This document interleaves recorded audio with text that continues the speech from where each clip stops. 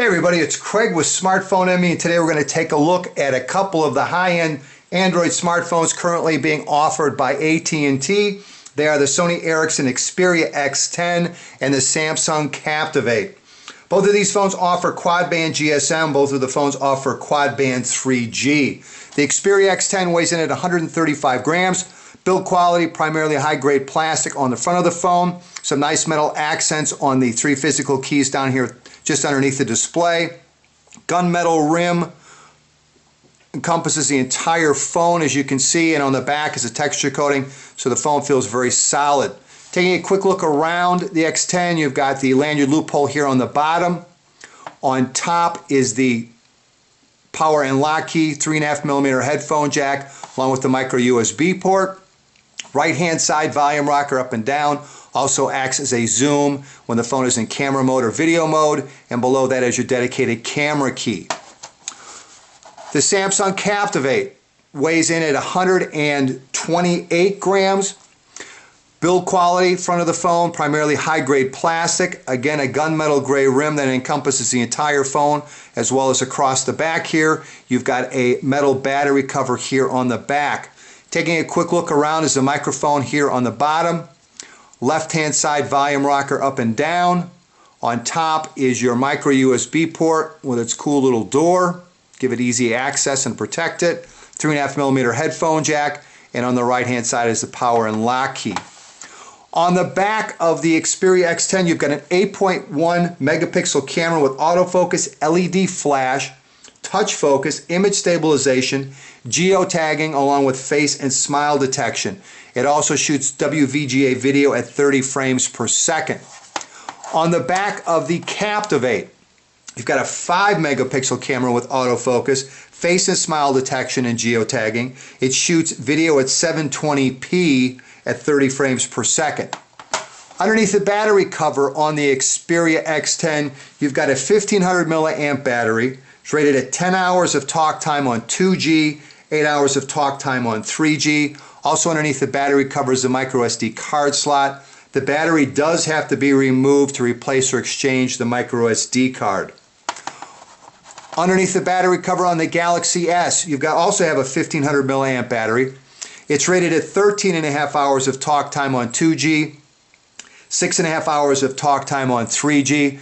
Micro SD card slots also underneath the battery cover. The battery does not need to be removed to replace or exchange the micro SD card. Alright, on the front of these two phones, they both have 4-inch displays.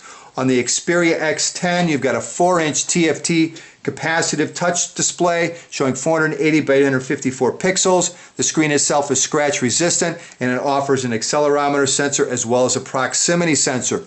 Just below the display, you have 3 physical keys, a back key, a home key, and a main menu key. On the Captivate, you've got a 4-inch Super AMOLED capacitive touch display showing 480 by 800 pixels.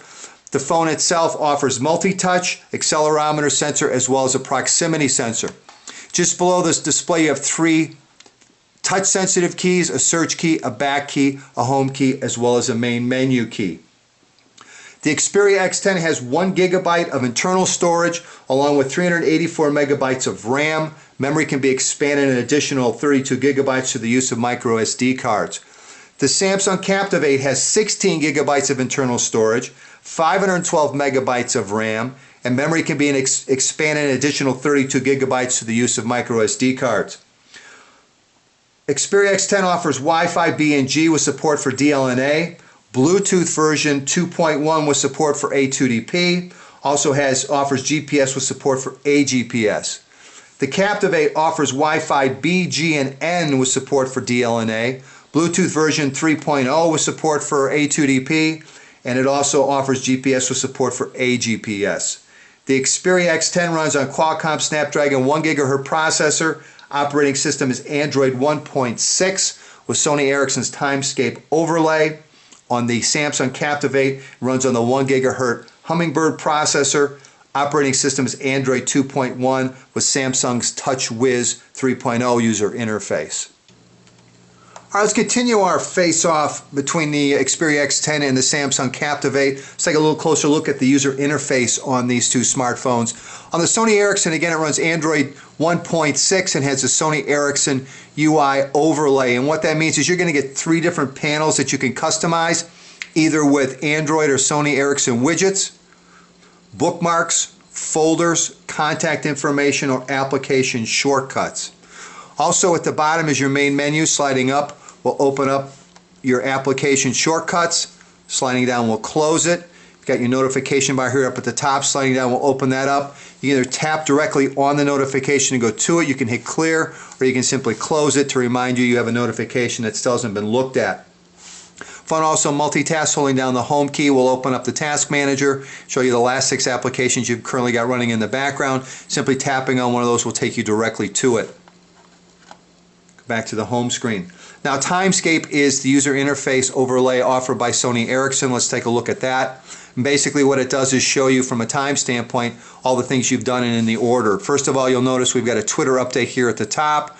Below that, you can see I listened to a song 3 hours ago, text message 3 hours ago. Below that, you're going to see some photographs that I took along with the time that I took them. You can tap on one. It will take you to the actual application, which is what's called Mediascape. We'll take a look at it in a minute.